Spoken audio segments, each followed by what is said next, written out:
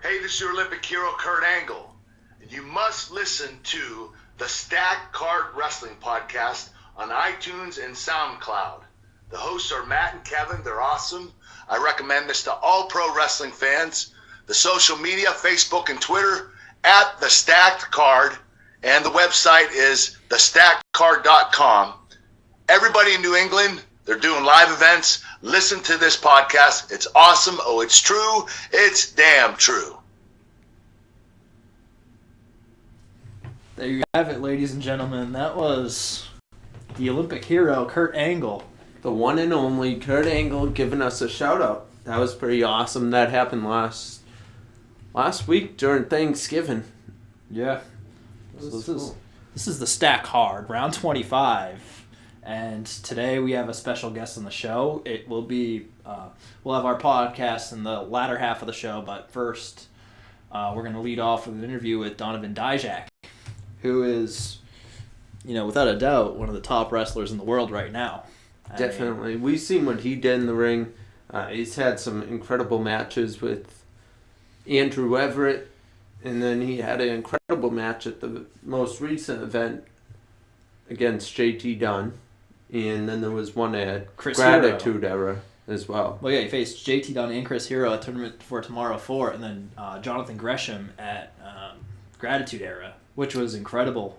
And that was, Gresham is one of Shinron's inspirations, he was telling us. Yeah, too. He kind of trained him, huh? Yeah, so. They train pretty frequently. So, it's pretty clear that Donovan Dijak, no matter who he's facing in the ring, he's going to put on an incredible match. His style just clicks with everybody. Also, yeah, and you see what he does in Ring of Honor as well. He's with the Jay Lethal crew there. Yeah. So that's pretty cool. I'm trying to think of the guy's name. Why do I always forget names? It's crazy. He's like the manager for them, Truth Martini. And okay. Yeah, so he's with him, Jay Lethal. So he's with that crew. I've watched him in Ring of Honor a lot. I've watched him face Moose a couple of weeks ago. That was definitely a must-see match. Moose was the former Atlanta Falcons player. So. Oh, no way. Yeah, and he's an incredible wrestler as well. So. What's his actual name? Moose Ginakwa or something. Or Ginakwa. Or okay. Something similar to that. Yeah. You have him on Facebook. He's awesome. So see them two compete. I think anybody that Dijak steps in a ring with, it's going to be a good match. Big, small, doesn't matter. So. Yeah, I think literally sky's the limit with his potential. So he's already put on some incredible matches. So I think we should just cut to the chase and give him a phone call and cut to the Chevy Chase. Without a doubt. You could do the. Yeah. Probably could have did the video one. Would have worked. Hello. Hey Donovan, it's Kevin and Matt. Welcome to the Stack Card. Hey, how are you guys? We're doing pretty great. How about you? Very good, very good. All right, yeah, so we were just talking pretty briefly about some of your most recent matches, especially with Beyond Wrestling. We've seen you at 2 of the last 3 events. We saw you at Gratitude Era and Powder Keg. And we're really just complimenting you on having some of the greatest matches that we've seen in person in recent memory. So, and congrats on the big victories this past weekend at Tournament for Tomorrow. Yeah, thank you very much. It was definitely a ton of fun. All those Beyond Wrestling events, I definitely have a great time at all of them. Yeah, it was quite an accomplishment. In the same weekend, you took out JT Dunn and Chris Hero. So, what was it like stepping in the ring with both of those guys on consecutive days? Exciting. They're both so talented, really, and they're both, obviously teammates with one another. So it was a cool little story to tell that I was running the Death by Elbow Gauntlet, and obviously, JT's stock is always on the rise. It has been for 3 or 4 years now, and it's continuing to rise. He's definitely one of the most talented in the United States, and Chris Hero is obviously, his resume speaks for himself. He's one of the greatest wrestlers of all time. So to be able to get him there with both of those guys was truly something unique and special. Yeah, definitely. It was quite an accomplishment, and I know a lot of people are commending that match you had with Chris Heroes being match of the year. I've even heard match of the decade so far. So it really looks like the sky's the limit. Yeah, it was definitely it was definitely good timing and everything. The match it was a good both contrast of styles and a display of how both similar and different he and I are at the same time. So it was a good opportunity for storytelling, and obviously Beyond gave us the platform to do so. So it ended up coming out the way that I think we both envisioned it, and thankfully the reception to it has been very positive thus far. Yep, that's for sure. And so, kind of just going off of that, I know from the matches that we've seen of yours, your style really adapts to pretty much any opponent you're facing, no matter if it's a high flyer or a big guy or somebody along your stature. So, is there a certain style of wrestler that you enjoy wrestling more so than others, or are you sort of happy and just wrestling any superstar? Well, I mean, I like to think that I'm good at adapting in a couple of ways, both manufacturing my own style to make sure that it flows with somebody else's. But at the same time, I also like to pride myself on having a style of wrestling that works with all other styles in its own right. So it's both it's kind of a two-pronged approach where I can tweak what's going on to make sure that everything flows properly, but at the same time, when it's my turn to whether it be on the offense or whatever it is, I try to adapt a lot of my moveset to work with all different shapes and styles and body types and wrestling styles. So from that approach, so far it's been successful. I've obviously been able to have matches with a variety of different types of wrestlers, and obviously hopefully that continues for me. That's great. Where would you say that? What age would you say that you started wrestling, and who inspired you to get into the wrestling business?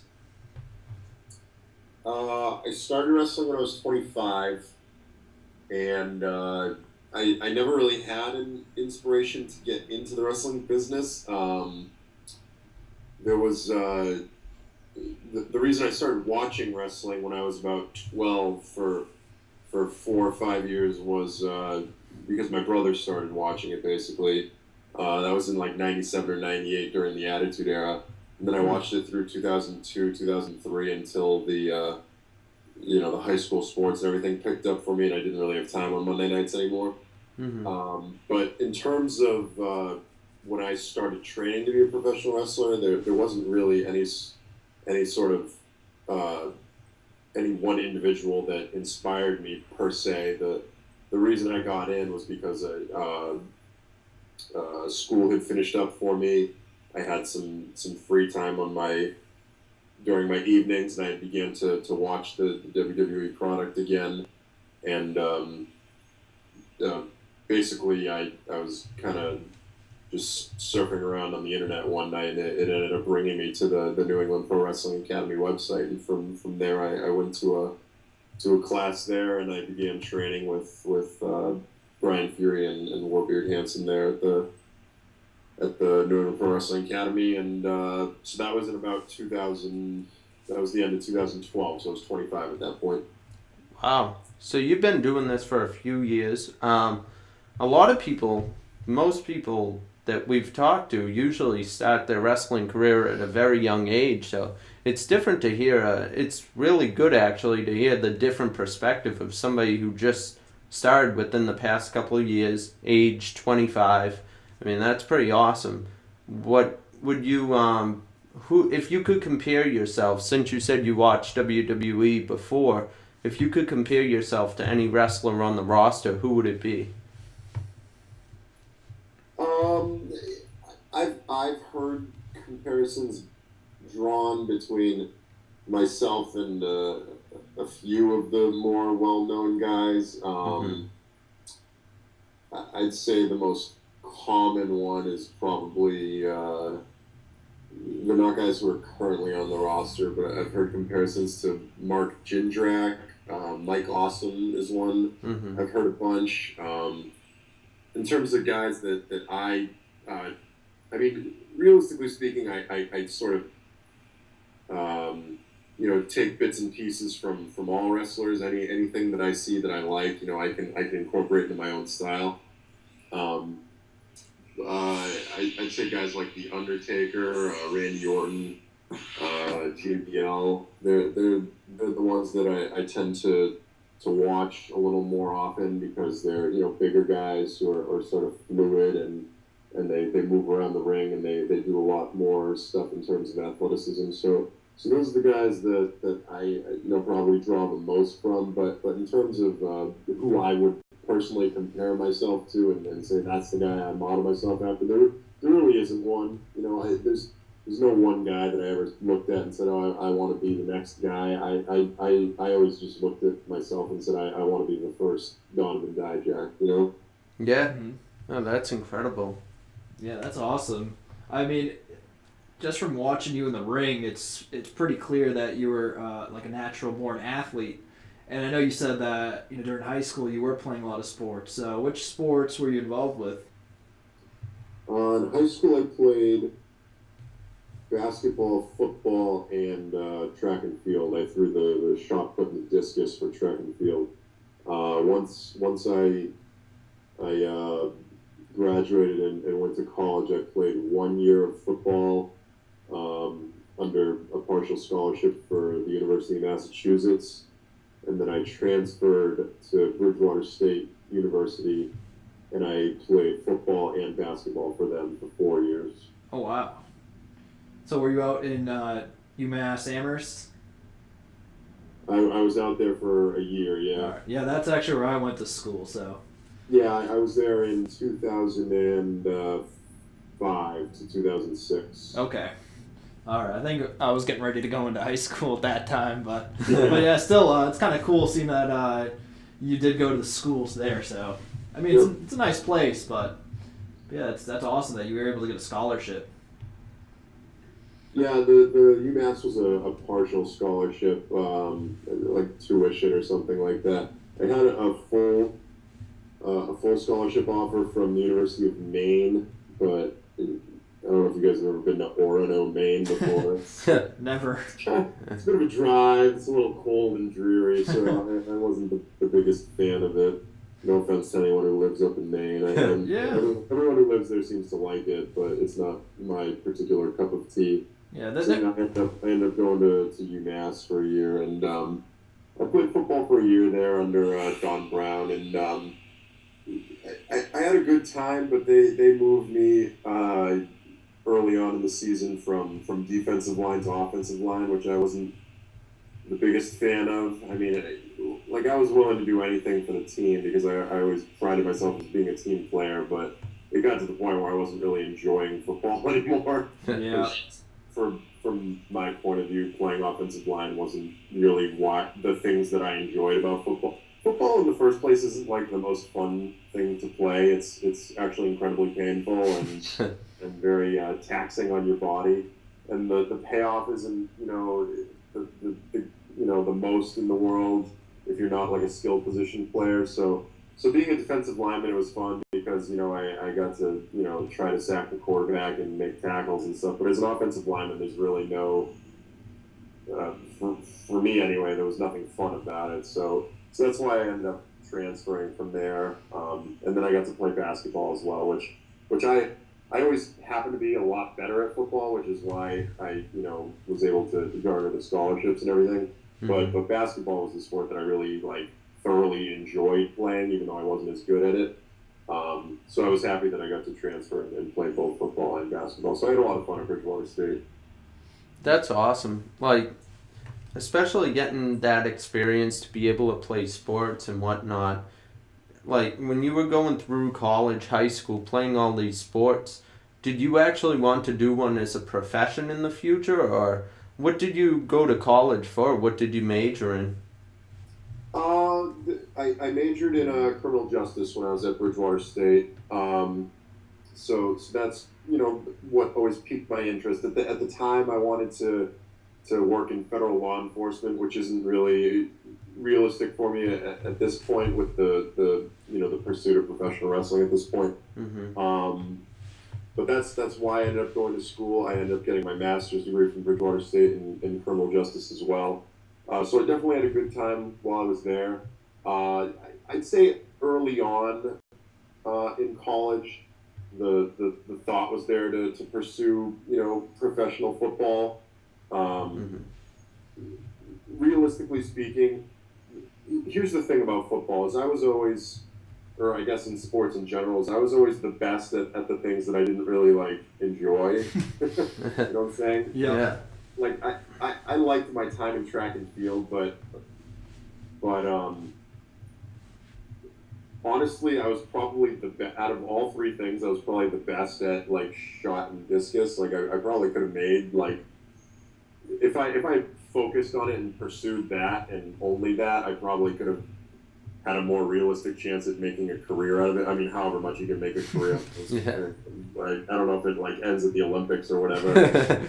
It was never really something I enjoyed. And then in football, the position that I was best at was, in fact, offensive line. So I never blamed anyone for putting me there. It's just not what I liked doing. So if I wanted to go to the NFL, it probably would have been as an offensive lineman, but I certainly wouldn't have had any fun doing it.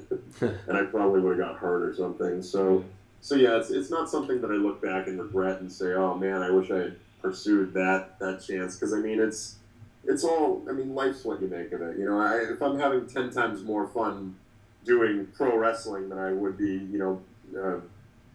being an offensive lineman, then the money that you make doesn't really matter as long as you're doing something that you enjoy.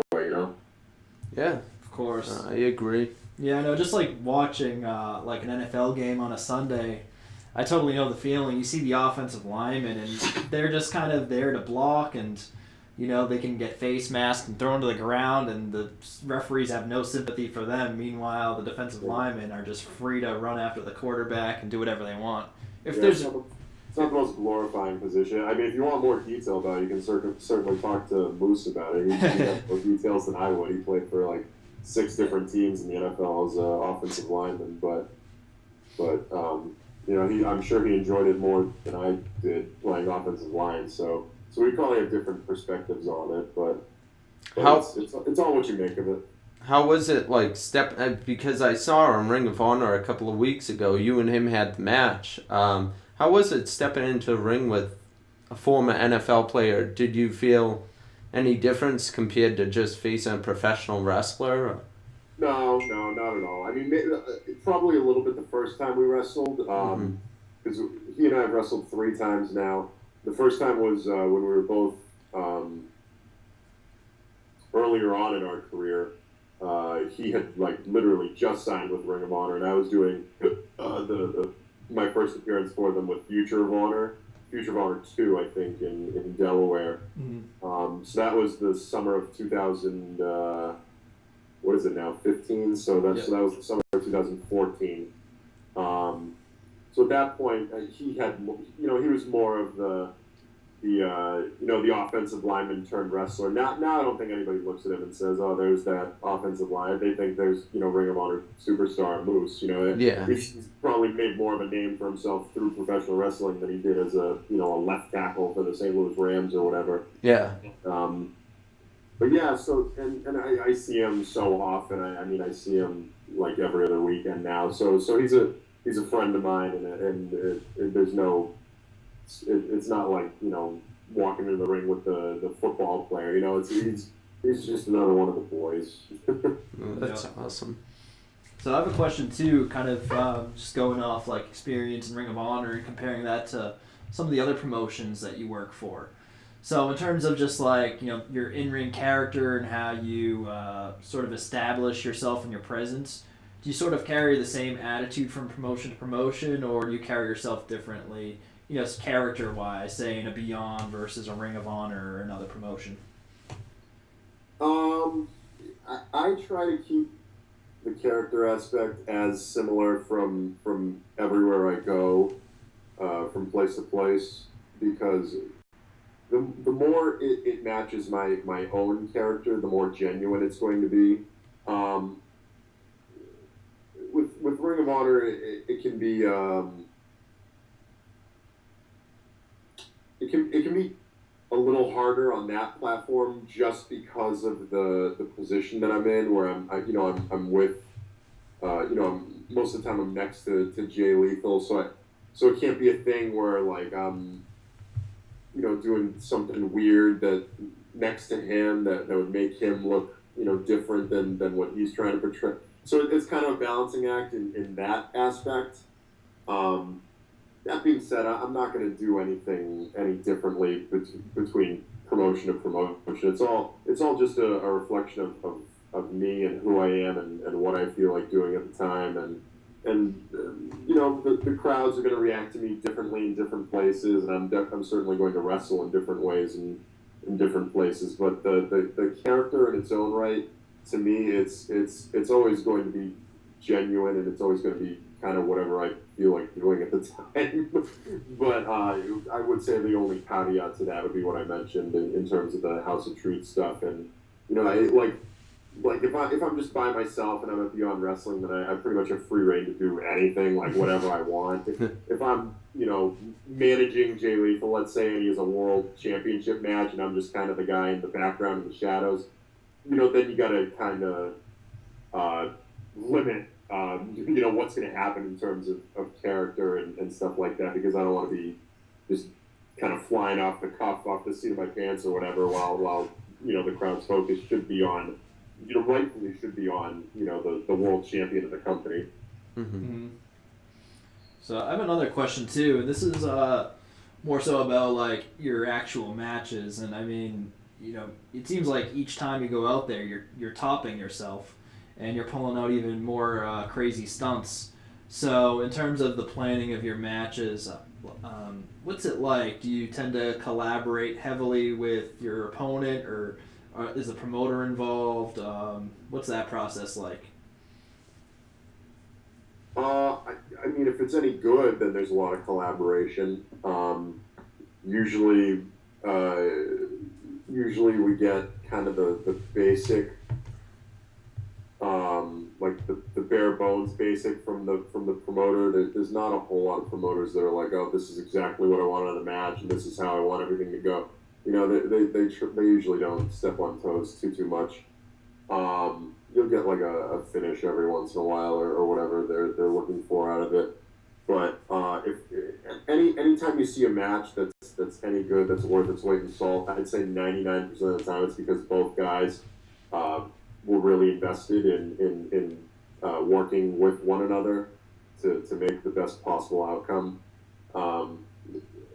Most of the time, if it's one side or the other, then you might get something okay, but one of the guys might not be totally invested in it as much as they would have because if you're really both contributing to a lot of it, then you can really feel like it's your own creation and that you're part of it.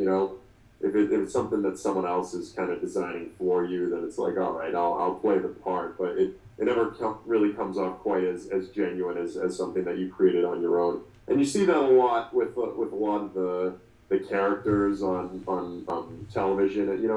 If you can tell that someone got like saddled with some gimmick that they don't really like, maybe they do their best to make it work, but it never really gets over until either A, they change it to something that they created, or B, they kind of morph the idea into something that's a little more genuine for them, and then it really starts to work productively. So I think sometimes people fall into the trap of a little bit too much of like what's the phrase I want to use? They feel like they need to control what's happening too much when always in any sort of creative art, the best things are always going to be produced organically rather than manufactured. That's just the way that we operate as human beings. Yeah, the term I think you're looking for is micromanagement. Micromanagement would probably be one way to phrase it. Yeah, there's a lot of guys who have specific visions of what they want, and sometimes they're good visions, which is fine. You know, if I have something that I think will work really well, and I pitch it to the other guy and he's all for it, then that's cool. You know, we can work with one another, and he's all for the idea, and it's great, and he can contribute some of his ideas. But that's the beauty of pro wrestling is if I have one idea for one part of the match and they think it's great, maybe they have an idea that's just as awesome for another part of the match, and that's the beauty of everything. And maybe the promoter's idea at the end is cool, but both of us want to tweak it or whatever. So that's the cool part of it is if everybody's on the same page and everybody trusts each other, then that's when you get the best possible outcome, and you get the best product produced. Mm-hmm. Yeah, it seems like it's really refreshing that a lot of promoters nowadays are giving that freedom to their wrestlers. It seems like more so now than before, wrestlers are able to sort of create the type of match they want to have. They're able to add the input that they want and really carry it out the way they see fit. And I think that's the reason why many promotions right now are operating better than ever before.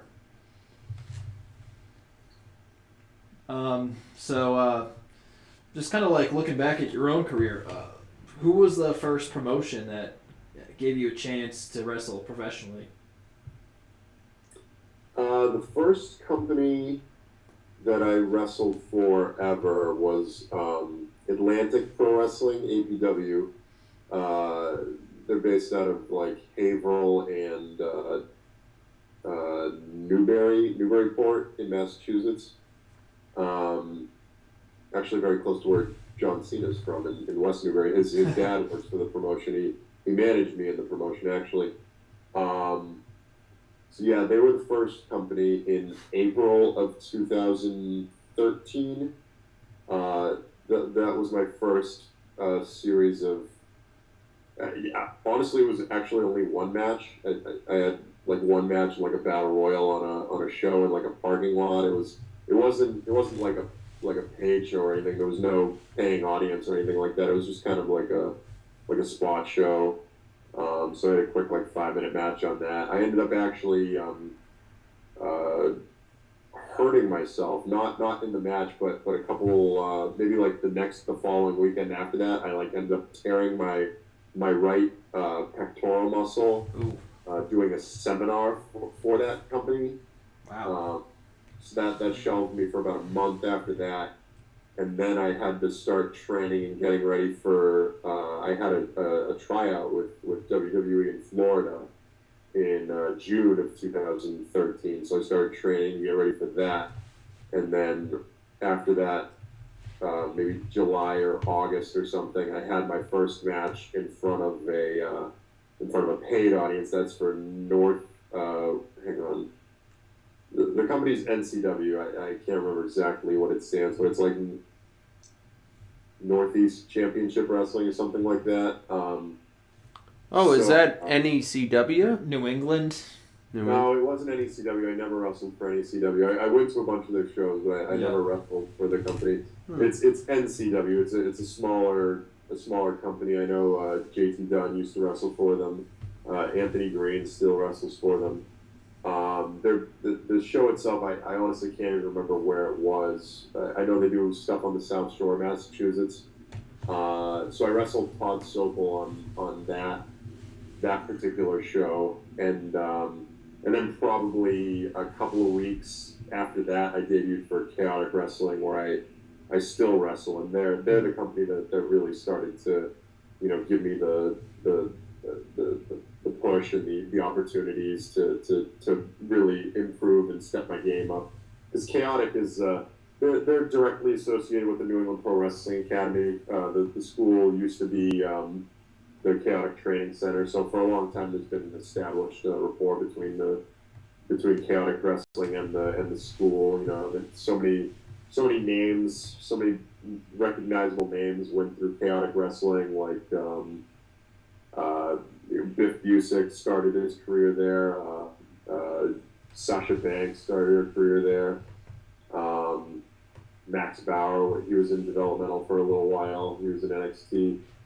Kofi Kingston, Damian Sandow, both wrestled there back in the day. Darren Young wrestled for Chaotic Wrestling. There's a handful of referees on the main roster now that work for Chaotic. So that's and obviously now we got Tommaso Ciampa started his career there, or excuse me, Ciampa. I still mispronounce his name, even though he writes it all the time. I know. I always say Ciampa too. I say Ciampa too, but apparently it's Ciampa, like Tampa. He keeps writing online, so I guess I've been mispronouncing it for a while. Wow. Yeah. I think we had Darius Carter on the show yesterday, and he said Ciampa. He said Ciampa, so. Yeah, it's definitely Ciampa. Because I was watching a video, Drew Cordero did a promo on Beyond Wrestling page, and we watched it. He was in his car waiting for his buddy, and when he said Tommaso Ciampa, he said Ciampa, he didn't say Ciampa, so that's what we started calling him. We started calling him Ciampa. I don't know who mispronounced it first. Apparently he never chose to correct anyone until recently, but yeah, it is Ciampa. So I'll do my best to fix that. And everybody spells his first name wrong too. Oh, so I know. It's a double whammy. Thankfully I never fell into that rut. Most people call me Dijak as opposed to Dijak, which I think most of my relatives actually pronounce the last name Dijak. But my parents always chose to pronounce it Dijak, and I think that sounds cooler anyway. So I'm not too mad about it. Yeah, that's for sure. Where does your last name come from? Like, what are your The name is Croatian, as far as I know. I'm 25. My dad's dad is from Croatia. My dad's mom is from Hungary. And originally, or their grandparents or whatever are originally from those countries. And then both of my mom's parents are Italian. Her father, my grandfather, was born in Italy, and then he came over here to the United States and met my grandmother, who was Italian as well. So I'm actually mostly Italian, but what you see predominantly in my features and stuff, and my face and my size and everything, that can all be contributed to Croatian background, I would assume. That's pretty cool. So have you ever been able to travel back to like Europe and visit like Italy or Croatia, or have you ever been like to any other parts of the world just to wrestle in general? Not yet to wrestle, no. The only time I went to Europe was when I was in 1996, so I guess I was 9. My uncle lives in France, so we went over to France to visit him for a couple of weeks. Other than that, I've never been. Let me make sure. Yeah, I've never been overseas. But I am shortly. Actually, the date is quickly approaching. In about a month, heading over to Europe for WXW for Germany, or WXW in Germany, and I'm going to a bunch of promotions all across Europe. I get to go to the United Kingdom, the Netherlands, so I'm definitely really excited about that, obviously, and so I'll be wrestling pretty frequently on the weekends there, but I'm going to be spending.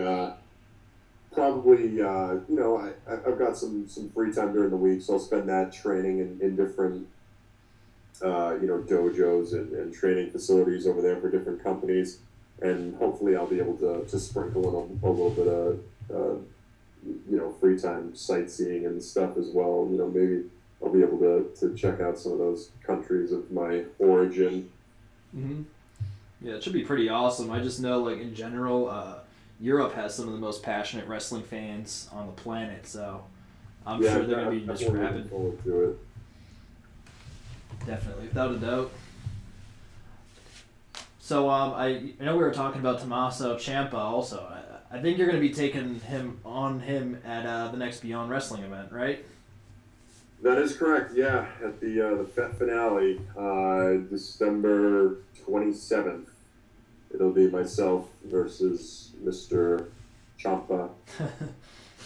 Have you faced him before?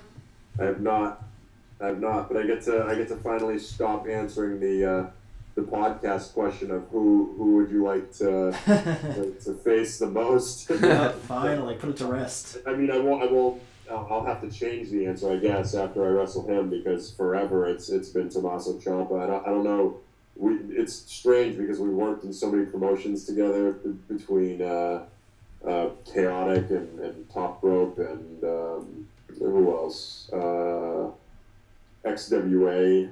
We both worked very frequently in all of these promotions, and for whatever reason, the most interaction, Ring of Honor, the most interaction that he and I ever had in a ring was for Chaotic Wrestling.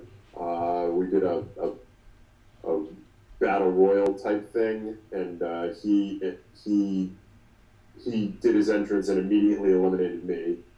Wow. I don't even think we touched. I think he just low bridged the rope, and I spilled over. And then, other than that, I was his final match for Ring of Honor was against Jay Lethal, and I was ringside for that.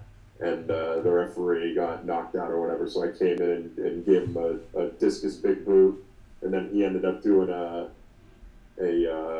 dive on me on the outside, a little somersault dive on me. That's literally the most interaction that he and I have ever had in terms of professional wrestling.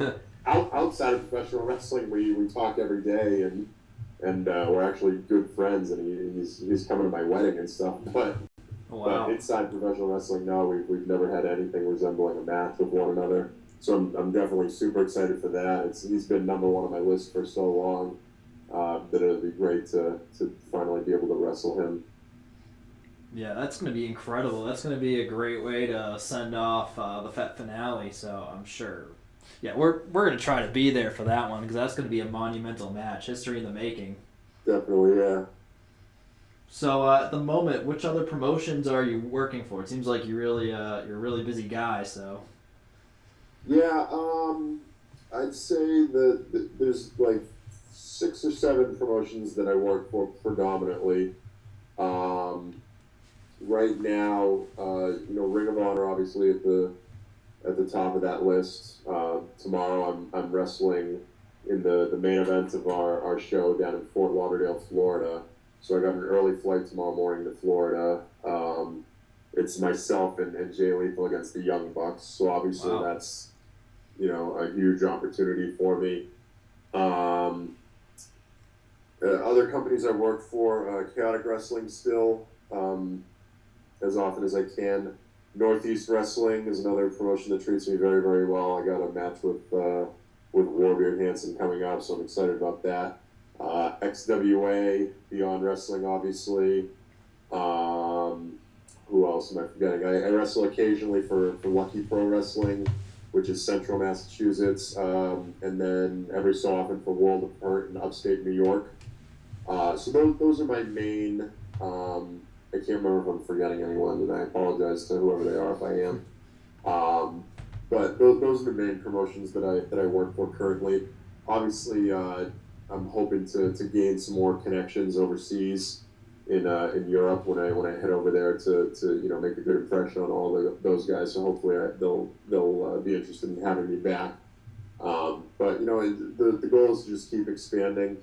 Obviously Ring of Honor gives me the opportunity to tour all over the United States and to make my presence felt in different parts of the country. So that's obviously an exciting opportunity. But yeah, hopefully I can be able to to show more companies globally, what I'm willing to do, what I'm capable of doing.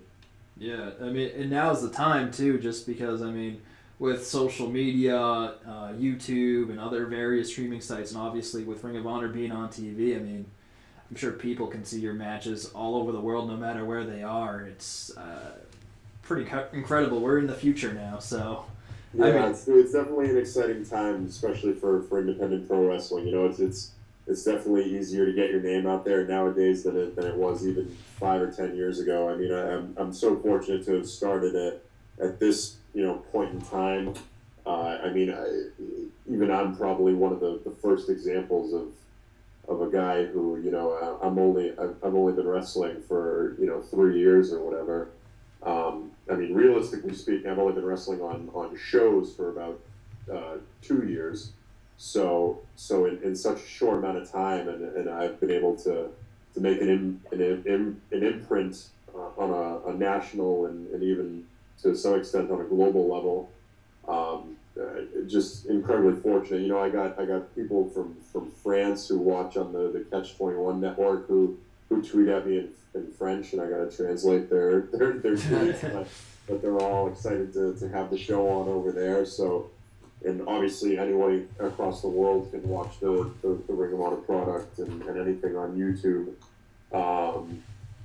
At any point that they want, you can watch Ring of Honor TV on ROHWrestling.com, and you can watch some of my matches on YouTube, the ones that I have up there anyway. Not a lot of the companies I work for anymore let me post on YouTube, but you can definitely see some stuff. Ring of Honor posted a match on there of mine against Watanabe, who works for New Japan now.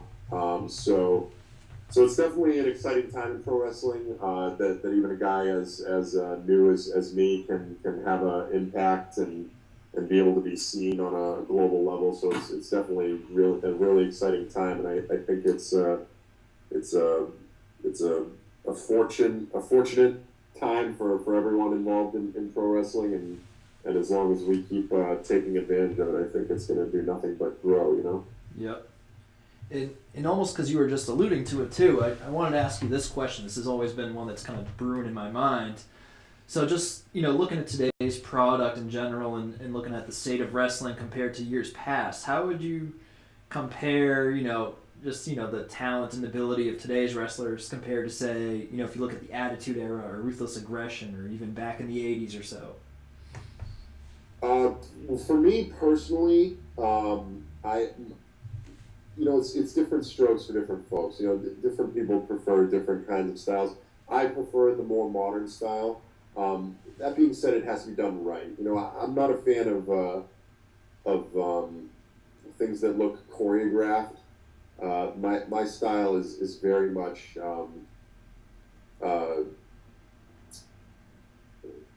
let's put it this way.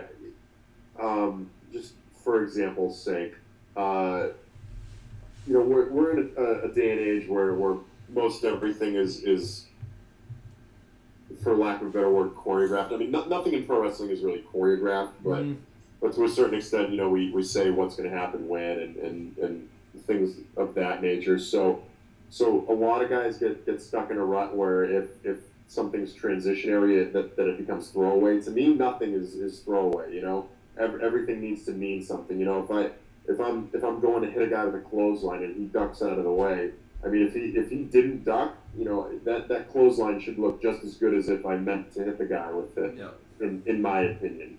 So I think that's a lost art in today's world of professional wrestling. I think a lot of it ends up looking like a dance instead of like a fight, which is one of the reasons that I want to wrestle Tommaso Ciampa so much, because to me everything he does looks like a fight. The same with, you guys probably saw his match with Samoa Joe. I mean, the reason that match was so good is because both of those guys treat pro wrestling like a fight. Yeah.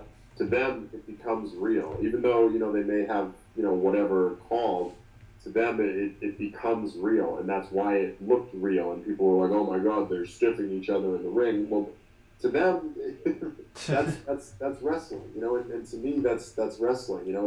It's not about disliking one another or whatever. It's about making it real, and and those I've had the good fortune of wrestling Samoa Joe before, and I obviously get to wrestle Tommaso coming up, and I couldn't be more excited about it, because to me that's the best way that professional wrestling can be presented. You know, with everything making sense, everything done for a reason, and the two guys in there, wrestling from their heart. You know, which sounds a little corny and a little cliche, but to me that's the best way for it to be done. When I watch stuff like older stuff, a lot of it seems more genuine and more. I don't want to say realistic, but it's definitely got more of a sense of an actual fight to it. Mm-hmm. That being said, I prefer the modern style with more intricate selling and more creative bumps and creative transitions, and there's a lot of thought put into pacing and timing and things like that. Whereas in the older days, it used to be more of like two guys would just kind of go out there and just kind of like feel it out and do whatever, which has its place. But to me, you can't tell a really in-depth story by doing it that way. Maybe you can, but to me, it's not the same story that I get from the modern era of wrestling. So that's just my personal preference. And honestly, there's so many talented guys right now who are doing that exceptional level of pro wrestling that to me it's a really great time in professional wrestling right now, and we're all fortunate to be a part of it. That's great, yeah. No, I totally agree. I think everything going on right now in the ring is very excellent. I think a lot of the talent nowadays, I think, are actually athletically more gifted than the talent back then. Not to go against those guys, but I mean, I've seen more guys now in WWE put on better matches than I've seen back then. Back then it was more story driven, I believe, and that brings me to my next question. I'm actually a very story driven fan. I do enjoy a match for what it is.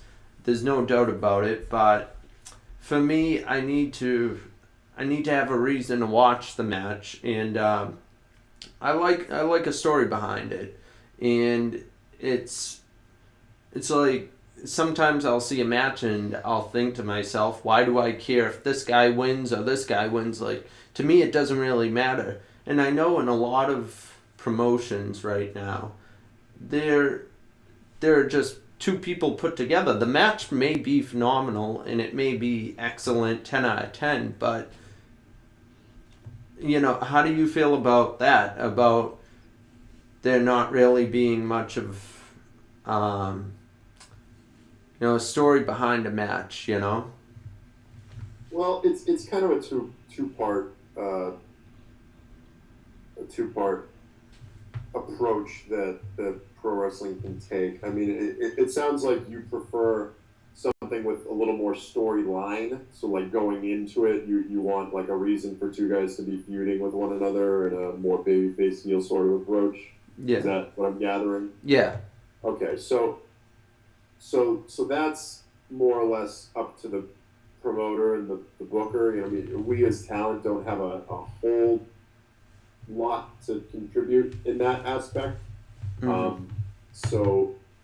But from what we can control, and this is another part that I think gets lost a lot, especially in today's day and age. Which again, I already said that I prefer today's modern wrestling, but the part I do prefer, I think, better about old school wrestling is that each individual match had its own little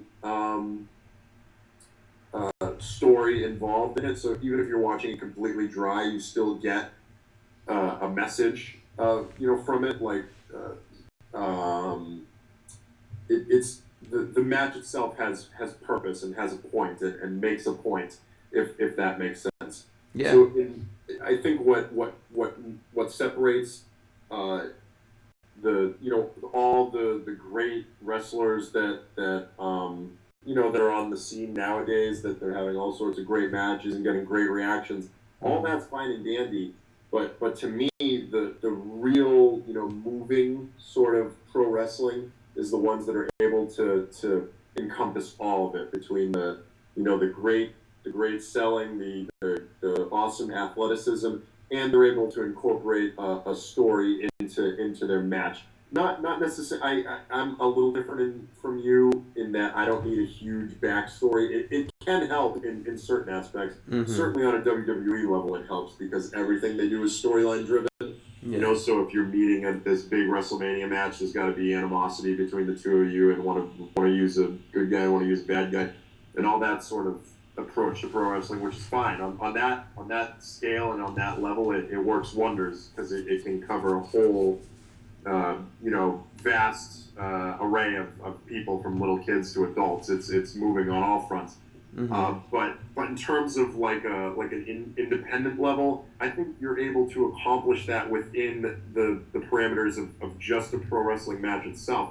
And I think a lot of people miss out on that opportunity. There's so many opportunities within a pro wrestling match to tell the story of whatever it happens to be, whether you're showing frustration or you're showing anger, or you slip on a banana peel, or you're working a body part, or whatever it happens to be. From some sense of psychology, I think you're able to capture the attention of your viewer if you just put extra thought into what you're doing and why you're doing it.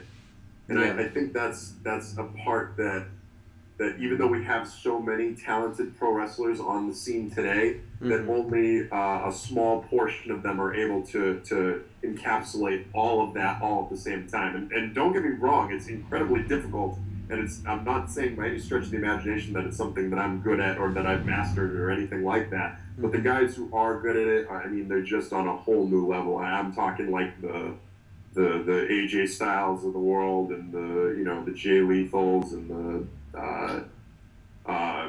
Okada, Nakamura, Roderick Strong, and the Young Bucks. I mean, we're talking the elite of the elite.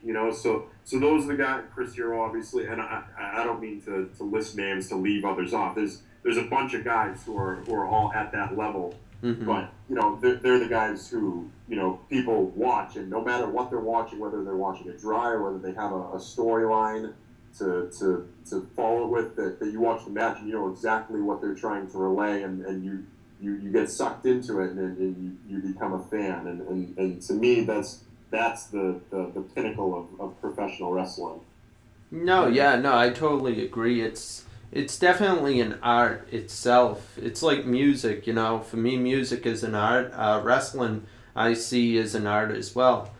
I was just wondering from this perspective, like, if, say you're a fan and you're watching a match, the match definitely does tell a story, but if you're a fan in the crowd watching two guys face off, they have a great match, and you get the story within the match, but what is going to make you care who wins and who doesn't win? Like, how do you know which side you want to win and which side you don't want to win?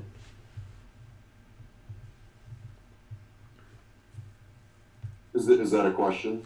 Yeah, because like, I've seen matches where the match is incredible, but then at the same time, I don't really have anybody I'm rooting for. I'm kind of neutral, because I believe both talent are amazing to watch, but also a lot of people that I've spoke to care about the outcome of the match and what it means to a fan, what it means to a wrestler in the ring. So there's sometimes when there's not that story to back it up, for me at least, it's kind of like, yeah, I love seeing them compete, but I don't really have a specific person that I want to win the match. I'm kind of neutral on whoever wins, Yeah,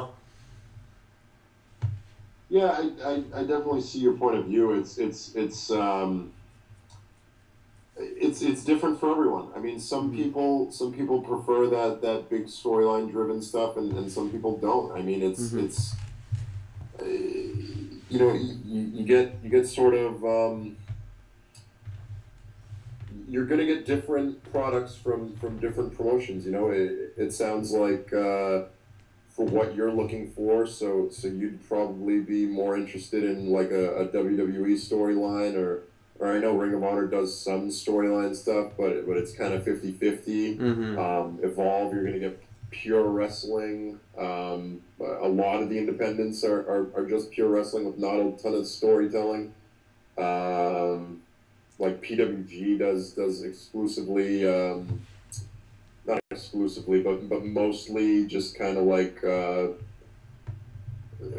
can't think of the word, but basically just kind of dry matchups of like dream matches, whatever people just kind of want to see, two guys in the ring, and they're usually both liked characters or whatever. So there's not a ton there, but I mean you can get sort of different aspects from different companies.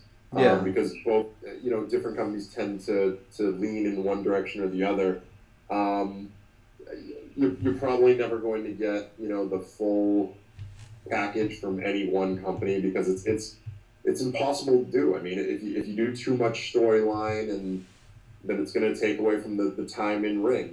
That's one of people's main gripes with WWE right now. But in their defense, that's what works for them. Their fan base wants to see more storytelling, and maybe they enjoy promo segments and stuff like that. Whereas if you go to Ring of Honor, you want some of that, but maybe not as much. And if you go to Beyond or Evolve or PWG, then maybe you just want to see two guys that you really enjoy seeing wrestle one-on-one to see who's better. So. Definitely. So it differs from promotion to promotion, but thankfully there's no shortage of promotions. You got a wide variety to go to. So if you don't like one, you can certainly always go to another one. Of course. That's why I've always liked Impact, TNA Impact as well. I've always been a huge fan of that, just because I feel like back in 2007, I mean, not to disrespect what they're doing right now, but back in 2007, I feel like they've had that storyline. But at the same time, they have world-class athletes. Angle joined the company. Then you had Styles, Samoa Joe, and that's not even going through the X division. Sanjay Dutt, Petey Williams. You had a lot of those X division matches that were just based off pure talent. So I feel like if I had to pick my favorite, it would be that era for TNA. Because I do agree, like WWE, I'm not big on shoving stories constantly down people's throat, and especially when it doesn't work, because I've noticed, especially within the past 6 years, the only main storyline I've really enjoyed that I can think of off the top of my head is the CM Punk one. I thought CM Punk was just all around incredible, and I think Kevin Owens has that same ability. I hopefully will be able to let it shine. I think you and him could put on an awesome match. Oh, yeah. I don't know if you've ever faced him, but... I haven't, no. And unfortunately, he left not right before, but probably 6 months before I got to Ring of Honor. I was on one show that he was on once. We didn't wrestle one another, but I did like a battle royal, and when he was at 2CW, he was in the main event. I think he wrestled AJ Styles. Wow. But yeah, so I mean, we met like briefly in passing once, but no, I never got to wrestle him, but hopefully one day that would definitely be exciting. Yeah, I think from watching your matches, I would like to see you go up Kevin Steen and also Cesaro. He's one of those guys where you could just watch him in the ring and it's incredible, Yeah, Cesaro's, in my opinion, the best in-ring performer in pro wrestling history. He's another guy that I watch a lot of, and I study a lot to take different bits and pieces of. Just phenomenally talented. I think everything he does has meaning and makes sense, and yeah, I'd love to, if I had to pick one guy from the WWE right now who I'd love to wrestle, it would definitely be him. Yeah. He's really cool. He's incredible in the ring. It stinks that he's going to be out for a while with this injury. But also, because you wrestle a lot of independent shows as well. Do you feel like, would you like better if there was a ranking system within a independent show? Like, say if they, you win a match and you move up points, you lose a match, you move down points. Would you like a ranking system compared to, just wrestling the matches without a ranking system? Yeah, I don't really like the concept. Beyond Wrestling did it for a while, and I didn't think it made much sense, and it kind of fell off. It was cool. Drew had a cool idea, and it definitely drew in an audience for a little bit because it was unique. But it falls off after a while because at the end of the day, anyone who watches independent wrestling watches it because they enjoy the performance. They don't really care who wins or loses. Yeah. That's kind of crediting like wins and losses. I mean, maybe it would work in like a WWE setting, but even then, I'm not sure people would buy in. I mean, they try to keep it to make as much sense as possible, but at the end of the day, it's so much less relevant. Yeah. Whether you win or lose. Which is amazing because the internet wrestling community makes like the biggest fuss over who wins and loses when at the end of the day it does not matter at all. And that's coming from the perspective of like everyone, like even little kids, like little kids, like they're like, oh, so and so won or so and so lost, but they're not like, buying tickets. They're not gonna like sell away their tickets because John Cena lost. Yeah. People are gonna love John Cena at the end of the day. It doesn't matter if he wins or loses. Yeah, he wins a lot, so that's probably why they like him. But in general, generally speaking, I mean, if he loses a match, they're still gonna love the character and all that. So it's not the most important thing in the world. Yeah. Now, Donovan, I don't know if you could tell, but Matt is the newest member of the Crusade for Change. Ever since we talked to Darius Carter last night, he's all about rebellion within Beyond, so that explains. I'm not necessarily about rebellion. I just think Darius had a lot of good ideas that could be incorporated it could be incorporated into any wrestling promotion. Like he was saying, it's not just Beyond. It's a lot of promotions. And systemic. Yeah. I mean, like you were saying, Dijak, it's not for everybody. Some people, to be honest, I didn't really care much for the art of wrestling. I was more just story up until Ring of Honor came to Destination America, to be honest. Now you guys have moved to Comet, I believe, December 2nd. But once I started seeing what you guys were doing there, I was like, okay, this is pretty interesting. And I know there was a storyline with Steve Corino, but other than that, not too much story-based stuff, and I've really learned to appreciate the art of wrestling. And then just going to Beyond events, I mean, seeing guys like you and JT Dunn and Brian Fury just go out there and tell the story within the match, it's certainly learned to appreciate the sport more. Yeah, and Donovan too, just kind of like going off of your point too with stories and in-ring storytelling. I'm more like you, where I do appreciate the in-ring story more so than an actual storyline. And I thought you did an excellent job with Jonathan Gresham at Gratitude Era doing the David versus Goliath. I thought that was like very much like edge of your seat storyline, where like you guys didn't need a platform, you didn't need a microphone, you did everything right in the ring, and it was excellent. And audience members could pick and choose who they wanted to cheer for. So I think that was probably one of my favorite matches I've seen all year.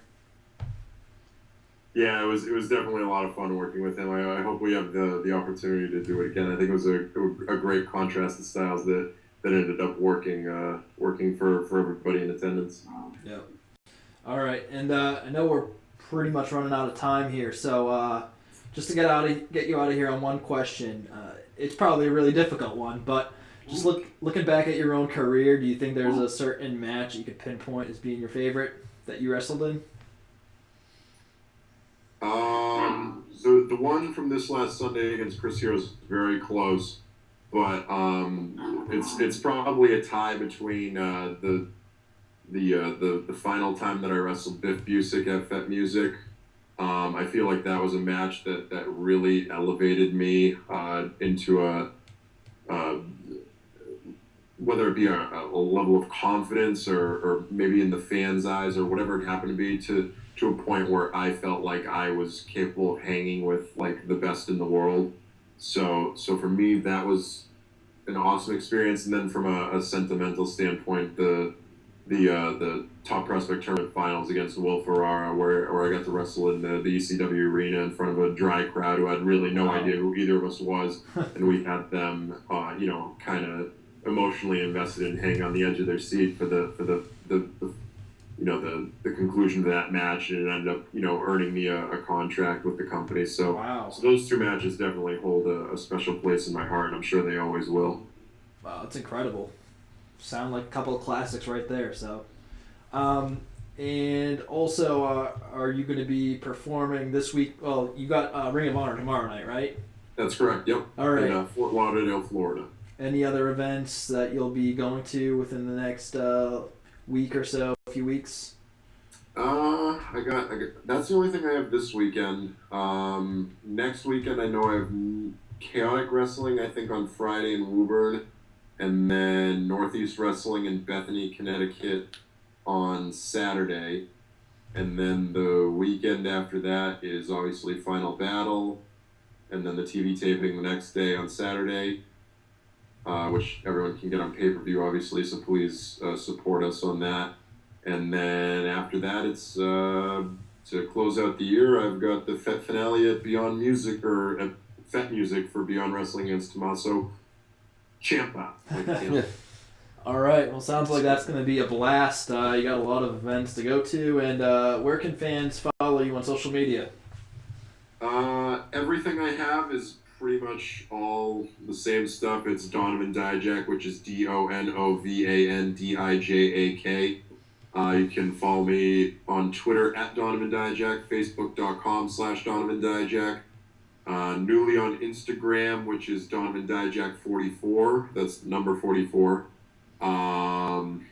What else do I do? More importantly than all of that stuff is my fundraisers. I have a new one for this month, raising. Everybody knows about the Marine Corps is in charge of it, and they obviously collect new unopened gifts for children who are less fortunate during the holiday season. So I'm hoping to raise money to help out them, because they also take financial donations. You can donate to me. They're obviously a top-ranked charity in the world, A+ ratings across the board. And Ring of Honor supports them too. So help me and Ring of Honor support them financially. You can go to donate at GoFundMe.com/DijakTFT. TFT obviously for Toys for Tots. It's DIJAKTFT. It's part of my monthly GoFundMe series. I've been raising money for different companies. We raised over $1,000 for breast cancer research, and we just recently, I don't think I've donated the money yet, but I'm going to be donating shortly money to the Fisher House Foundation in honor of Veterans Day. That's going to be over $500. And then hopefully this month our goal is $1,000 for Toys for Tots. So you can go again to GoFundMe.com/DijakTFT. Donate there, and every cent of the proceeds that I get goes directly to Toys for Tots.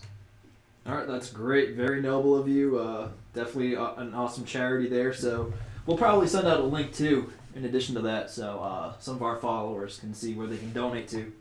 But we really appreciated you coming on tonight. And I was actually curious about one more thing. I know you like the candy bowls over there. I actually ended up, I'm not sure if you remember the one at the last event at FET. With the hand I grabbed. Yeah, it didn't, it was just spazzing out the whole night, so I ended up returning it. We're thinking of doing candy canes for the next one since it's near Christmas. Do you like candy canes at all? Or? Sure, as long as it's out of a bowl that tries to grab me. Yeah. All right, we're gonna have to come up with something inventive, but yeah, maybe one of you guys can just try to grab me as I try to. I don't know if we'll have much luck. Yeah, we'll just bring all the candy we can. All right, so we look forward to seeing you soon then. Definitely, guys. Thanks for having me. Have a good night. Thank you. Thanks, you too. All right, there you have it. That was our discussion with Donovan Dijak. Pretty amazing person. And I was really happy that he was able to join us.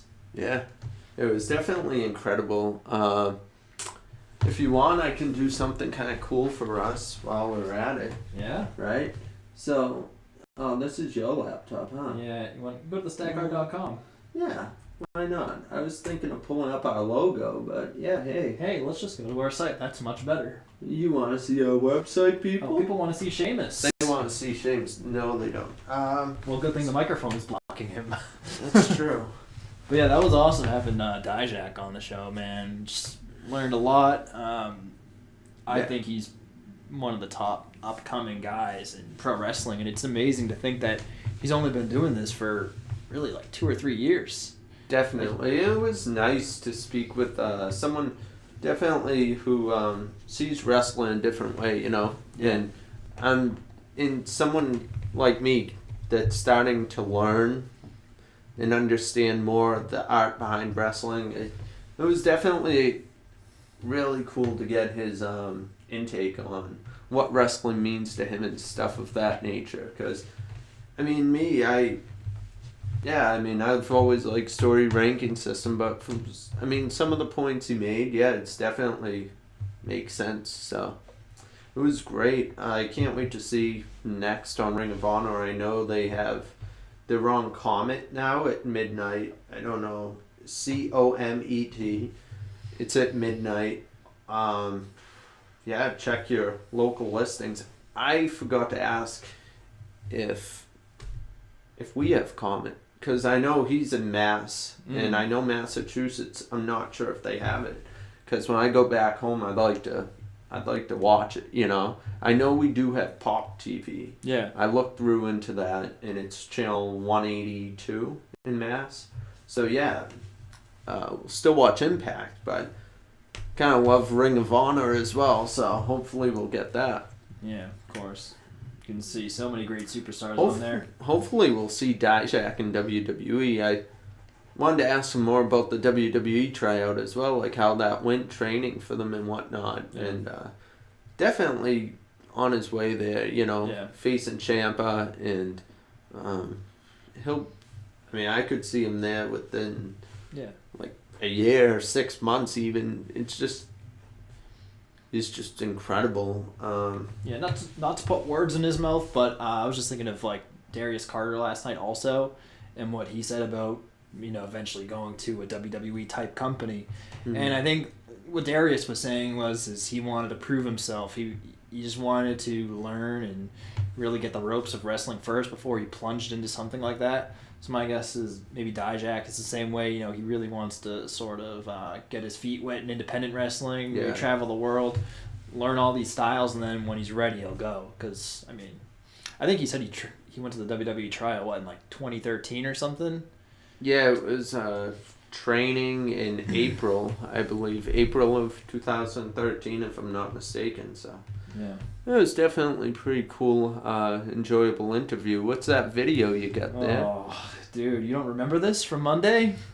Oh, yeah. Now I So, remember. So that was like Sheamus Appreciation Week. You want to jump through the quick Raw? Let's get into Because Raw. I'm starving. Yeah, me too. So let's do this. We'll talk about South Park, and then we out of here.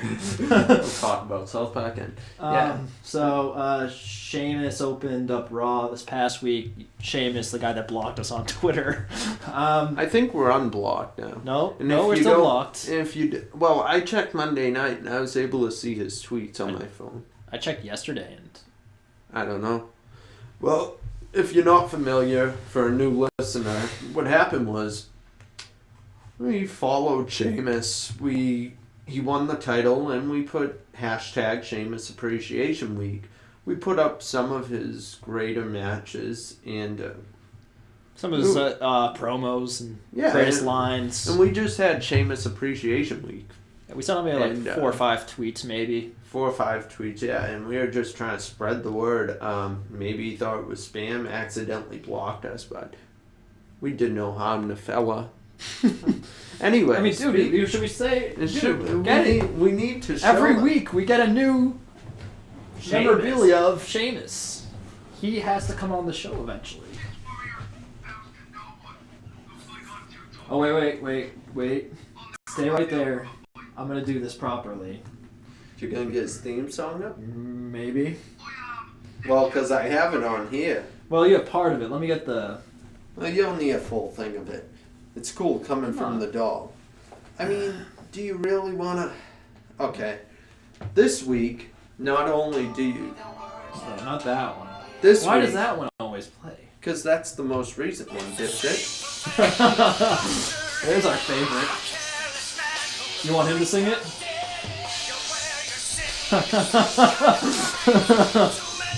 Yes.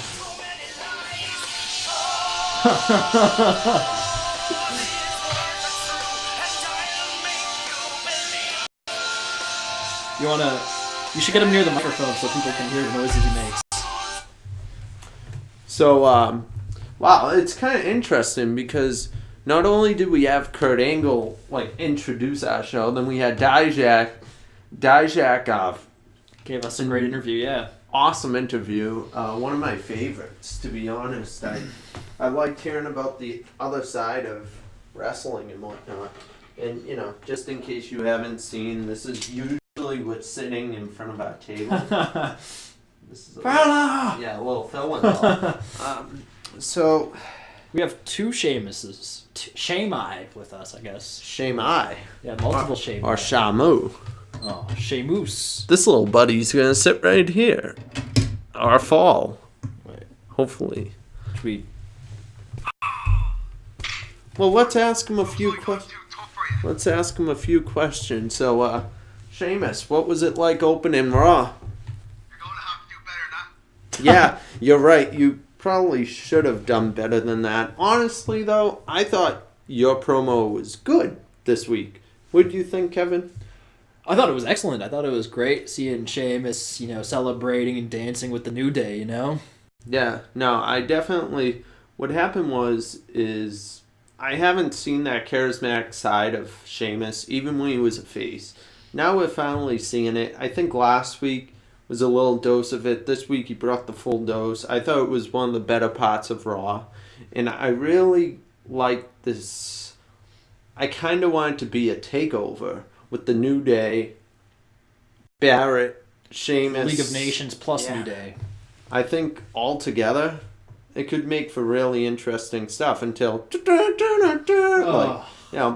we'll wait for that. Or turn it. Yeah, at WrestleMania. But it's just going to be the same 6 guys plugged in there too. It's who's all the top guys? The Usos, Reigns, Ambrose, and probably the Dudleys. Okay, there's your 6, and then Cena's. We need a 7.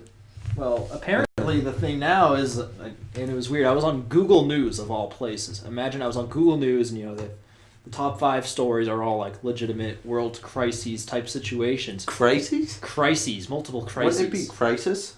No, crisis is one crisis. Crises are multiple. So then that was all in the news. Then I go to sports. Guess who's leading it? Guess who's leading sports? Sheamus. Roman Reigns. Tommy Dreamer? Roman Reigns, they're saying that he's... Yeah. Oh, Tommy Dreamer, too. We gotta talk about that. We'll get to him. I'm so excited. But, yeah, Roman Reigns was leading the sports section, and they were talking about how he's going to have a new stable called The Family. What's it going to be? Probably him, the Usos, Dean Ambrose, and Ryback or something. See, where was this for Survivor Series? See, and Ryback always seems to make its way into a face tag team group. So, Sheamus, what's your thought on facing the Family? You think something's funny, fella? No, I didn't say anything was funny. I was asking you a question about what you think of the Family. That's not funny to me, but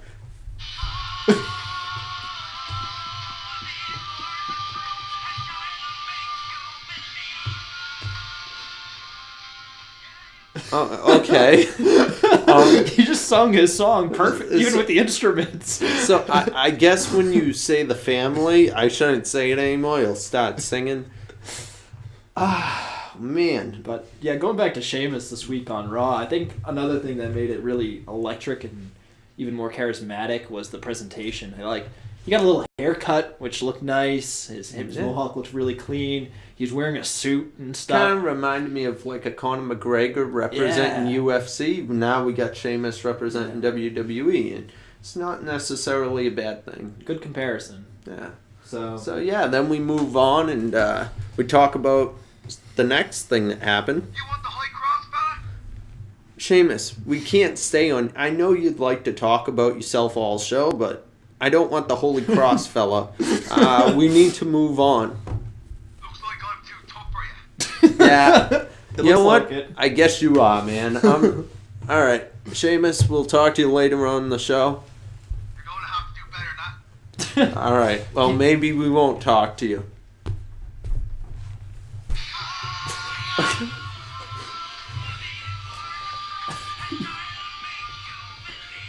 Yeah.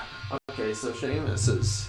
Yeah. Thanks for Sheamus. Thanks, Sheamus. For making his appearance. Yeah, it was kind of him. Yeah. So the next match was Tyler Breeze versus Dolph Ziggler, which is another one of those, like we were discussing earlier, is like a match with two guys. This whole feud has just been two guys thrown together, really for no reason, just kind of like this silent rivalry. I think it's just the fact that, like, I think they're trying to build it as, like, Tyler Breeze is kind of like this newer version of Dolph Ziggler, but like more heel type.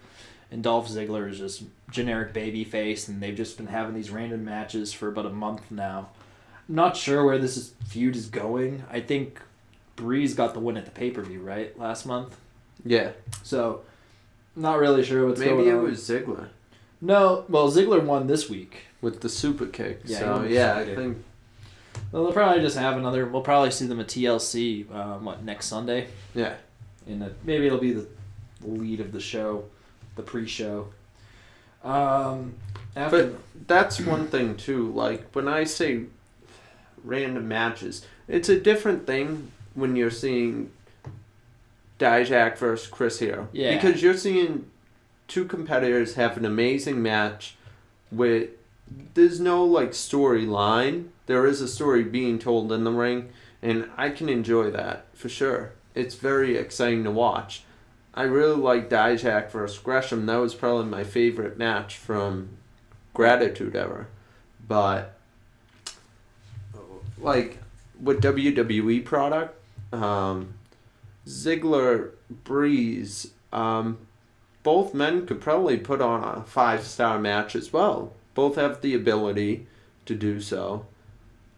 It's just not being done. So when you see random matches put together, 5-star matches are not coming out of it, and you're seeing it happen about 6 times in 3 weeks, at that point you're kind of like, all right, well, they're just putting two people together for no reason.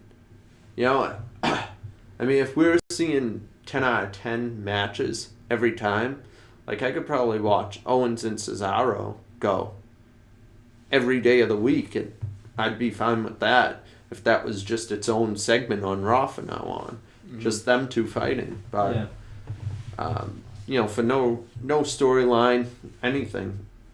But it's not the case. It's more about, let's put them together and make it quick so we can focus on other stuff, you know?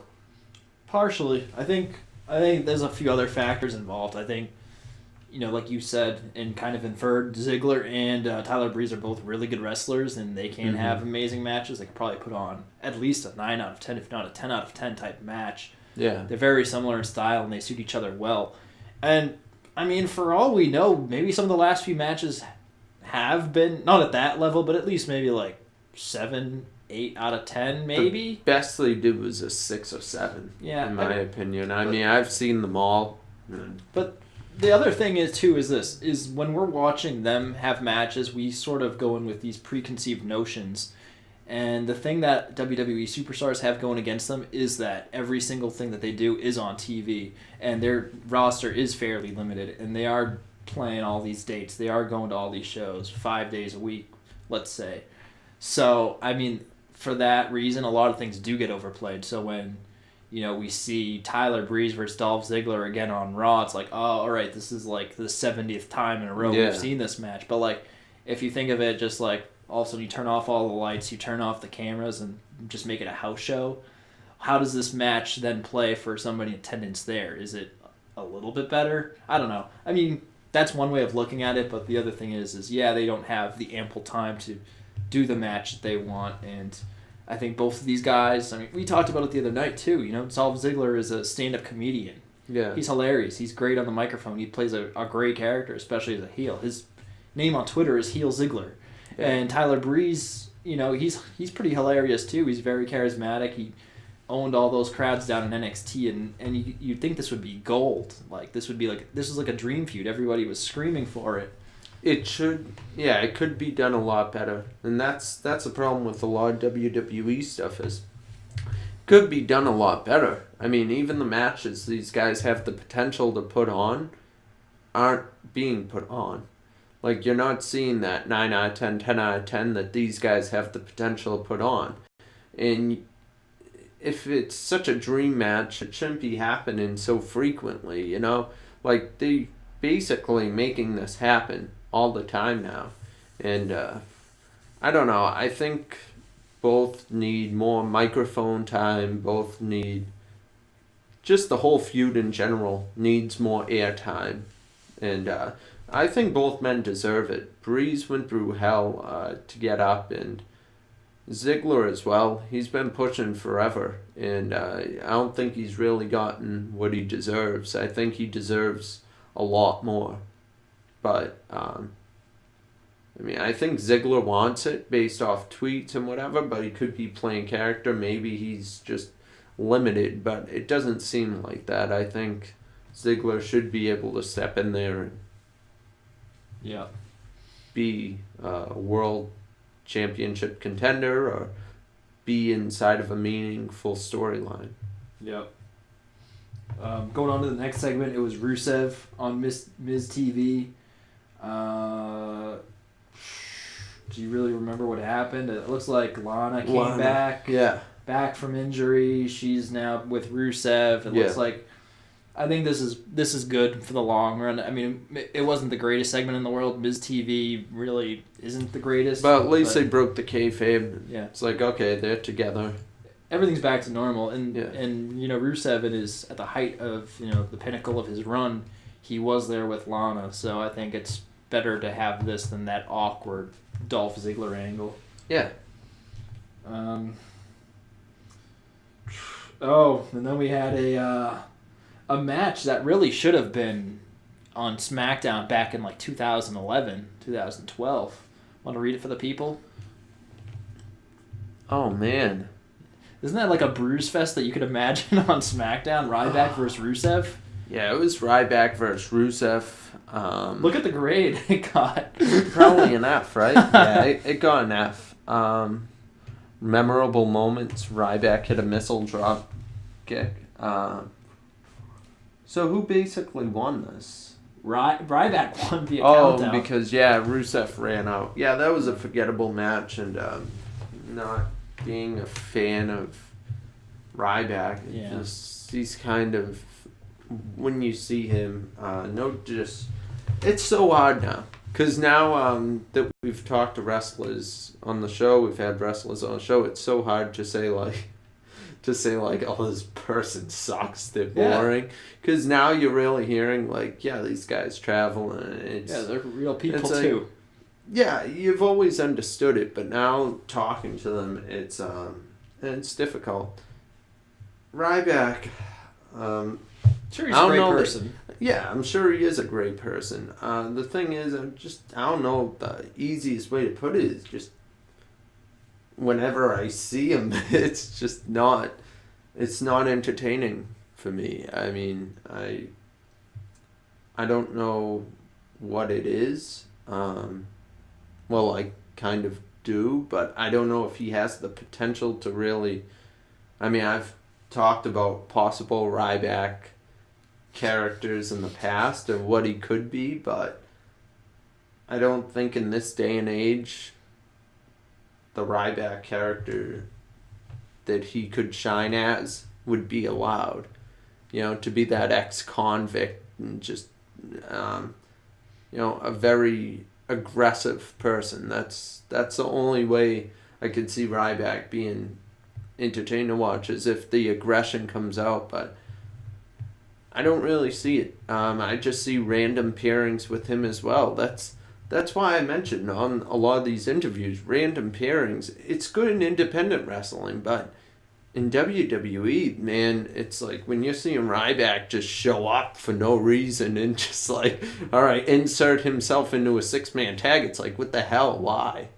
So, and it becomes repetitive, and Ryback's all about that. But it's not his fault, I think. It's just, he has no control over it, so. Mm-hmm. Yeah, I mean, and they gave him a chance. They put the belt on him. They put the Intercontinental Championship, and holding a belt like that, you're thrust into the spotlight. You're considered one of the guys at the company, and even had Paul Heyman. Yeah. As well, so. Yeah, back in the day. I mean, and in this current run, you just couldn't cut it. I mean, they even had him in matches against Kevin Owens, and you'd think mostly anybody could really have a great match against Kevin Owens, and those matches with Ryback. I mean, maybe it's booking, but yeah. I mean, it could just be creative. Yeah. They're not making us believe that he's a serious threat. Yeah. And even with the title and stuff, he's probably limited to what he can do. So, and to his character, he probably doesn't have much say. I'm sure if he stepped on the independent scene, at the top of the scene, he would have an incredible match. If he went to Beyond Wrestling, Fet Music Hall, Ryback, I'm inviting you. I don't know if I'm allowed to do that, but why not? I mean, I would love to see Ryback at Beyond. I think versus anybody really.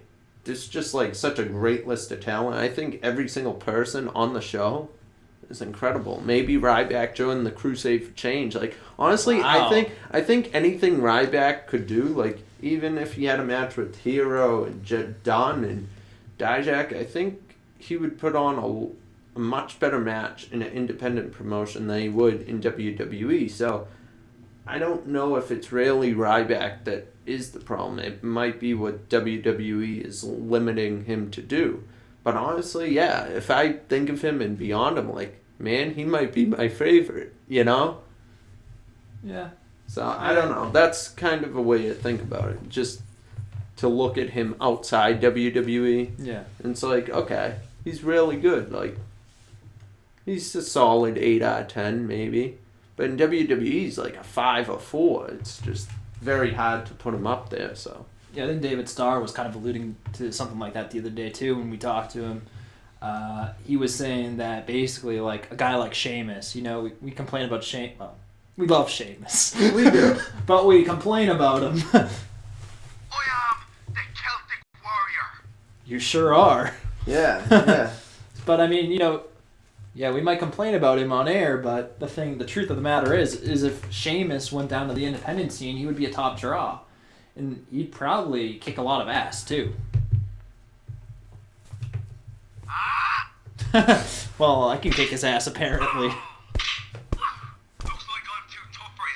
No, we're punching you in the face.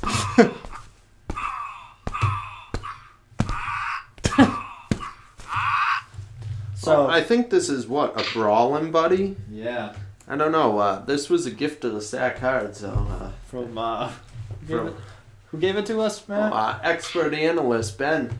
He's at the National Guard this weekend, so shout out to Ben. Yeah, he's over at, I forget where.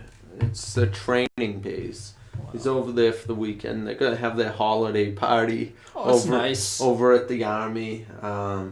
Yeah, should be cool. He loves going there too, so it's enjoyable. Yeah, speaking of loving, the man that is near and dear to your heart. Hopefully it's the man, not the place. It is the man, not the place. A certain former ECW World Heavyweight Champion returned, I guess, to the place. Well, he thought it was Philadelphia, but it was actually Pittsburgh. I mean, with age and all those chair shot, kendo shots. And nearly getting shot by the shotgun like a month ago. Tommy Dreamer wanted to get shot by a shotgun, and Terry Funk stopped it. Tommy Dreamer returned to Pennsylvania, but he was also on SmackDown too. So it wasn't a one-time thing. No, he said there's been promos.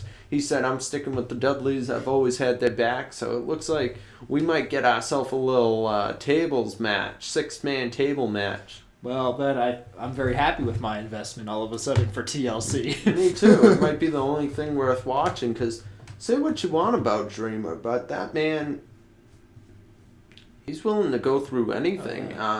And it's just awesome to watch. I think that's a lot of thing that's lacking. I think Vince says, we ain't got the guy that will take the ball and run with it. But I don't really think it's like you need to give them the ball and let them run. You're giving them the ball, and then you're like, every time they go to run, you fucking trip them. I mean, did I just say... Anyway.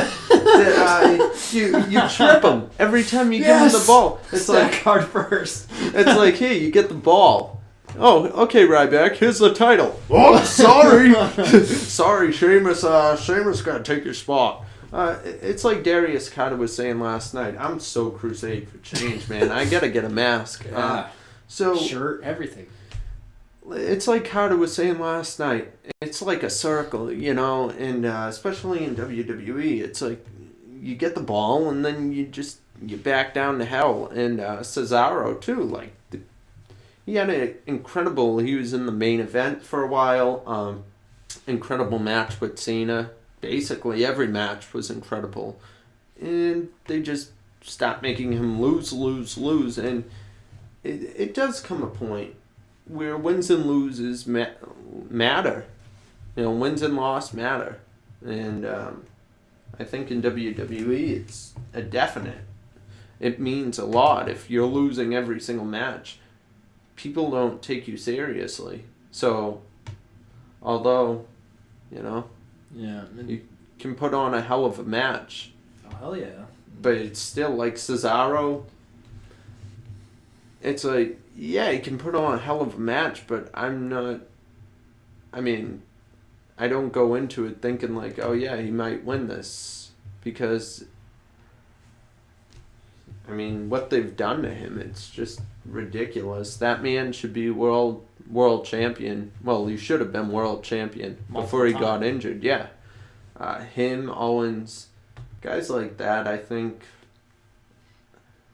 A lot of underrated guy is Kalisto. Kalisto picked up a big win against Ryback, and now he's basically back to doing nothing. So probably be back down in NXT soon enough with Tyler Breeze and stuff. So, and we gave a good example last week with the Adam Rose and Fandango on Superstars.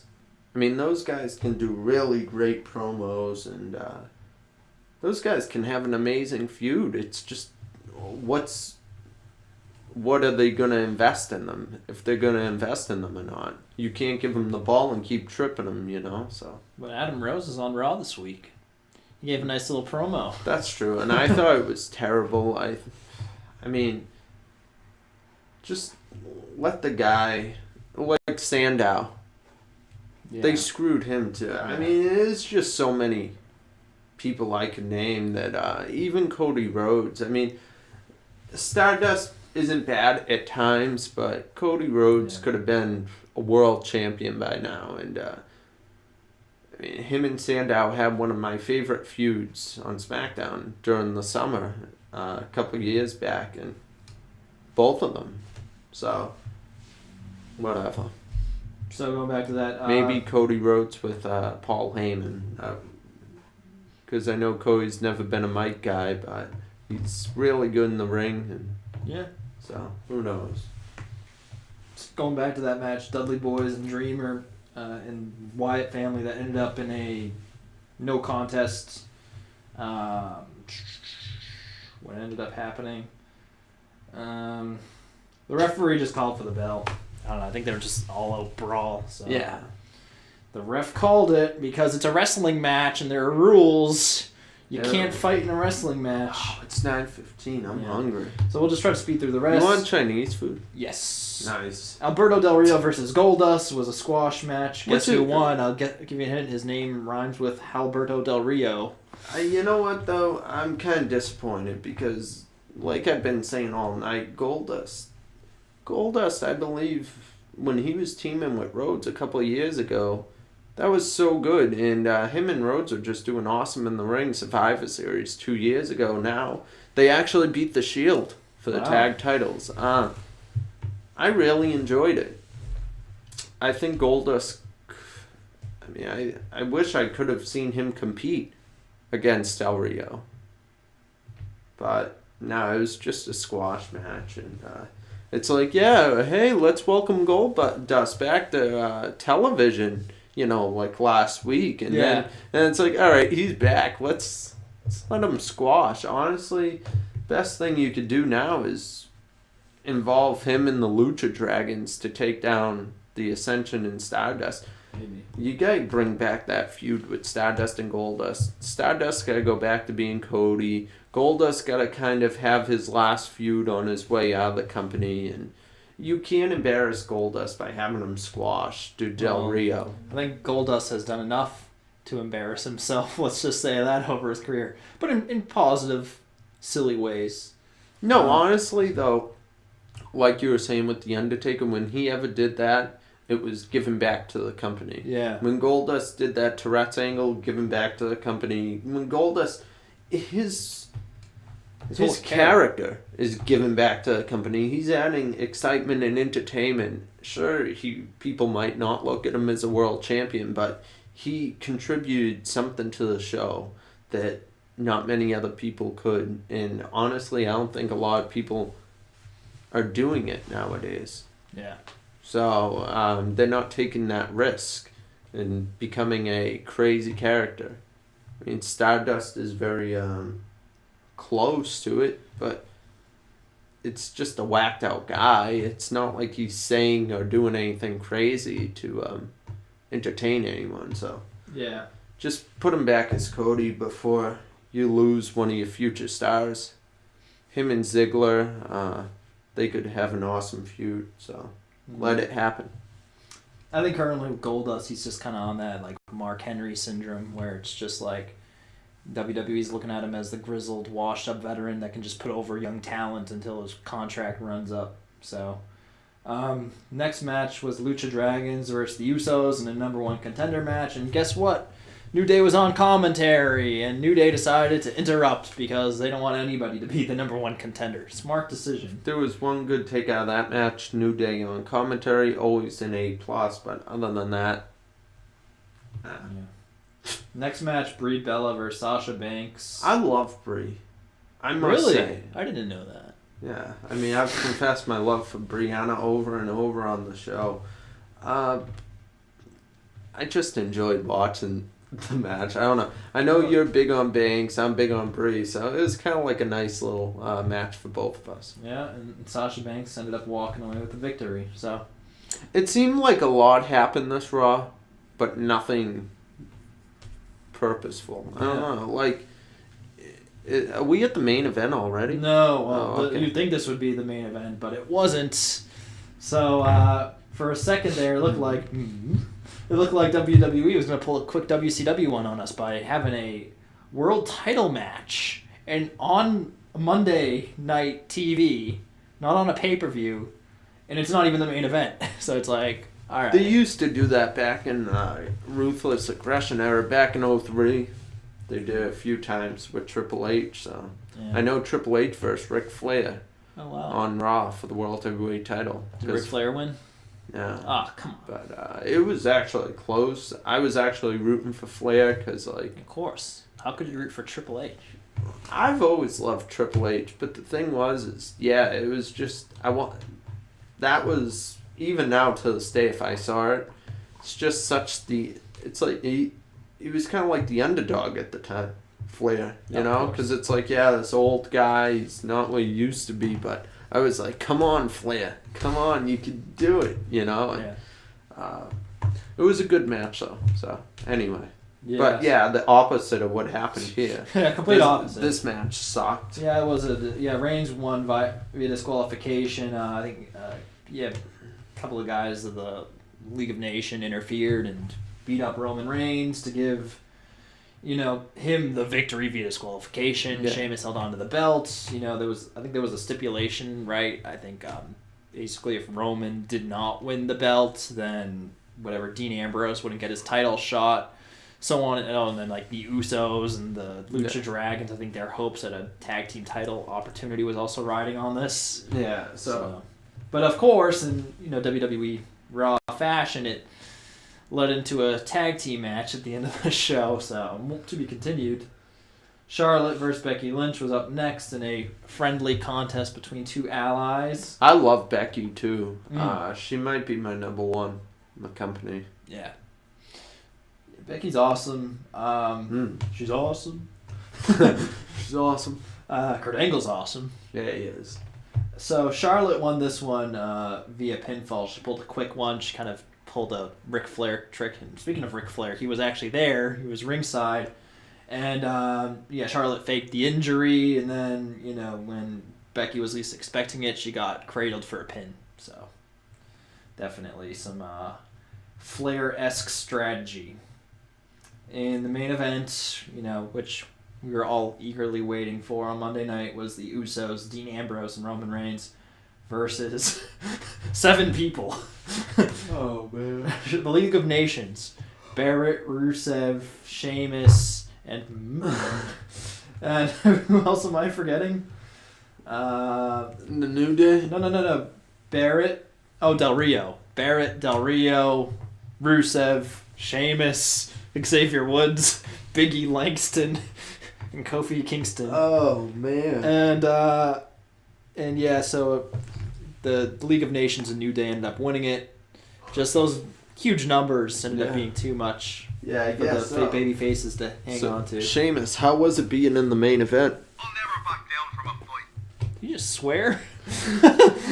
He said, I'll never back down from a fight. So, Sheamus, this is what Bleacher Report said about your main event this past week on Raw.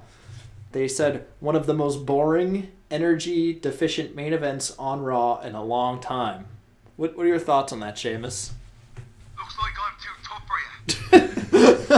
for you. Maybe. Just calling Bleacher Report out. I mean, then again, Bleacher Report, I've never been a fan of their grades, but it seems like they got this Raw spot on. Just F right down the board. You're Yeah. going to have to do better than that. Yeah, Alright. you guys will have to do better than that. And I'm talking to a doll. It's time to get Chinese food, man. It's we incorporated an interview into round 25. It's 9:22, and I'm hungry. I want Chinese food, but we love you all very much. This was round 25 of the show, the stat card. Bada bing, bada boom. How you doing? Boom. and we'll be back on Monday with Sheldon Goldberg. We'll have him on the show next week. Next Thursday, ow, my knuckle. TJ Macaroni will be on the show, so that's gonna be awesome. That's your guy. He's your, your partner in Crusade for Change. He's the muscle of our group, as I must say. As Darius Carter said. Yeah, I think so too. Oh, well, apparently you think so too. It's our group, because I'm part of the group now. Well, kind of. Well, once you get your mask. Yeah, one can dream, right? So one can anyway. Tommy Dreamer. Oh, I don't want to be Tommy Dreamer. I think they should let Tommy Dreamer fight Goldust. I'd watch it. I'd really watch it. Like, why not? Yeah. Would you watch it? Oh, yeah. Would you fast forward? I'd watch it. I'd probably watch it too. That's what I mean. Just, you don't even need to have a purpose, but just put two guys that go together. That's it. Why do you put Del Rio and Goldust? I know you're trying to put over Del Rio, but we get it. Like, he's been squashing people for a month. I think there should be a limit. Squashes, like, you can't just keep going squash. Like, you need to know when to, like, like Ryback was squashing people for 6 months. Like, it was just too much. Yeah, Thanksgiving's over. We've had enough squash, you know. Yeah. We've seen enough Baron Corbin matches. Yeah, so jeez. So yeah. On that note, talking about Ryback and Baron Corbin, that's it. Round 25 is in the books. Any we want last Chinese words? food. This warrior bows to no one. Looks Yeah. like I'm too tough for you. Ah! All right. All right. He's getting angry. He's getting hungry. We gotta feed him. Feed me more. All right, that's it. We love you. Thank you for watching. Thank you for listening. Thank you to Donovan Dijak. And we'll post a link to the charity, Toys for Tots. Definitely. So you can I help already out. got on it on Facebook this week, and I retweeted it on Did? Twitter. All right. But we'll do it again. We'll Fair just enough. continue pushing it. Honestly, it's an incredible cause. I know Dijak did stuff for the military last week, wounded veterans. So Yeah. this guy just incredible wrestler, just amazing person, doing all these great things, and it's nice to see an athlete with his caliber to give back. Yeah. It was a pleasure having him on, and we'll be back next week. Bye-bye. Have a good See you weekend. next time. Enjoy football. Seahawks taking on the Vikings. Are the Vikings legit or not? I think they are, but Go Vikings. I'm a Vikings fan. I was kind of hoping the Packers would lose last night. It was 17-0. Yeah. And then, they came back and beat the Lions, and it ended with a Hail Mary. Rodgers' 73-yard throw. I should just do football shows. 73-yard down the field. The Lions had one guy in their backfield out there. There was 4 Packers. Packers took a victory. Vikings are still up, I believe, by 2 games. NFC East is up in the air. Cowboys are only down by 2 games still. But we have Romo out for the season, which I didn't bring up on the show. So, yeah, it's definitely going to be a toss-up. I hate to say it, but I think the Giants might take our division. I hate to say it too, but I mean, honestly, they might not, though. Because, the Redskins, Kirk Cousins, I like what he's doing over there. So, we'll just have to wait and see. All right, guys, I'm hungry. So, bye. I'd love to talk more football, though. All right, bye-bye. I'll talk it over Chinese food. Bye.